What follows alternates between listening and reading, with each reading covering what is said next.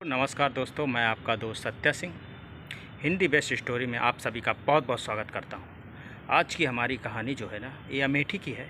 अमेठी में एक गांव है जिसका नाम है रोहनपुर, जहां पर यादव लोग बहुमूल्य हैं। वहां पर आप ज़्यादातर जो है पढ़े लिखे लोग पाएंगे, एकदम मस्त, जो शिक्षा प्रति योग पाएंगे। तो दोस्तों, यहाँ पर एक घर है जिसका नाम है रमेश यादव। रमेश यादव बहुत ही गरीब है और उसके जो पट्टीदार हैं, कोई डॉक्टर है तो कोई इंजीनियर है, सब बड़े बड़े दिग्गज हैं। रमेश यादव जो है वो ज़्यादातर भक्ति में लीन रहता है और उम्र तकरीबन 50 साल है और गरीब है। बच्चे लोग जो हैं मुंबई में कमाते हैं, मगर कोई ख़ास कुछ कर नहीं पाए हैं। घर भी कच्चा है, पक्का मकान भी नहीं है। तो जो आस पड़ोस के लोग बहुत बड़े आदमी हैं, कोई दिल्ली में डॉक्टर है, कोई मुंबई में इंजीनियर है, ऐसे ऐसे हैं। तो एक दिन क्या होता है दोस्तों, उसको एक भूत वाले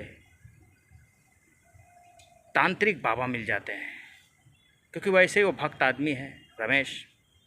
जब वो तांत्रिक बाबा मिलते हैं तो उनके पास जाता है, वो बोलता है, बाबा जी ऐसी ऐसी बात है, हमारे आसपास के लोग बहुत बड़े आदमी बन गए और मैं गरीब ही रह गया।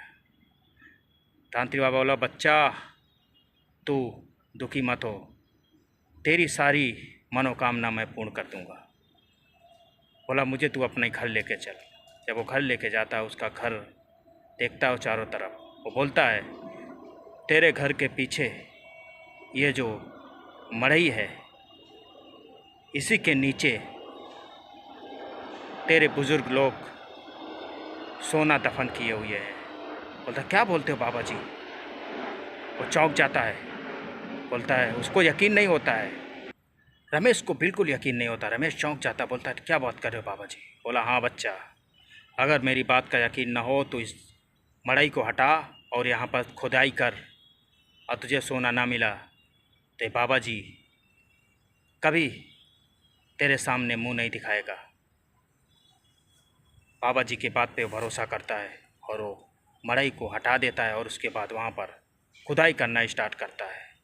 जब खुदाई करना स्टार्ट करता है, जैसे ही 1 फीट, 2 फीट, 10 फीट, 20 फीट, जैसे ही वो 30 फीट खोदता है, वहाँ पर एक मटका मिलता है, जिसमें जब वो देखता है, बोलता है, देखा बच्चा, ये मटका को खोल तू, इसी के अंदर सारा सोना है।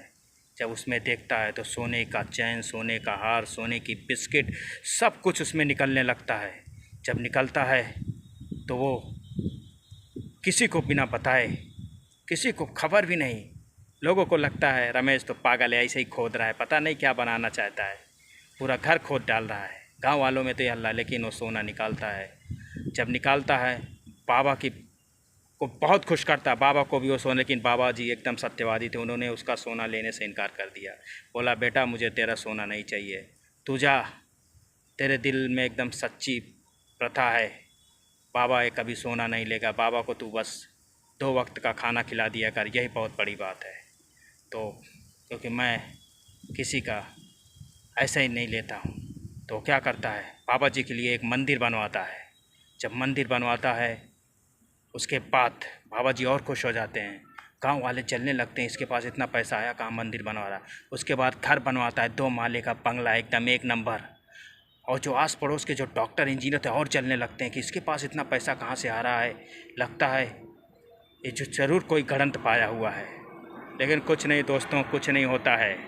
उसके बाद दोस्तों, वो जो सोना को धीरे धीरे निकाल कर वो गाड़ी लेता है, घर बनवाता है और अपने बाज़ार में ज़मीन लेता है। इतना ज़मीन लेता है, गाड़ी हो जाती है, सारे बच्चों को भी बुला लेता है और अपने बाज़ार में बिज़नेस डाल देता है। 3-4 बिजनेस, एक पेंट का बिज़नेस डालता है, होटल डाल देता है, और क्या नाम है, बहुत तेज़ी से उसका बिज़नेस भी चल रहा है, क्योंकि उसके दिल में पूरी सच्चाई थी। आज गांव वाले देख के उसका जो मजाक उड़ाते थे, आज वही लोग उसे नमस्कार करते हैं, उसके बातों को सलूट मारते हैं, उसको खुद सलूट मारते हैं और उसके हर एक बातों को मानते हैं, क्योंकि आज उसके पास इतना सोना है, इतना भगवान ने धन दौलत दे दिया कि जो इंजीनियर डॉक्टर थे उसके सामने फेल नज़र आने लगे।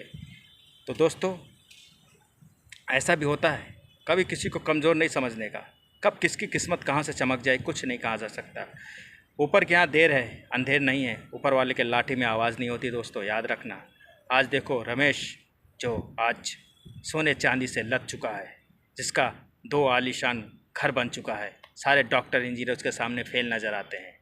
यही होता है, उसके बुज़ुर्ग लोग जो सोना गाड़ के गए थे वो उसे मिल गया। और बाबा जी ने तो क्या सोना निकाल दिया। बाबा जी, ऐसे बाबा की जय हो।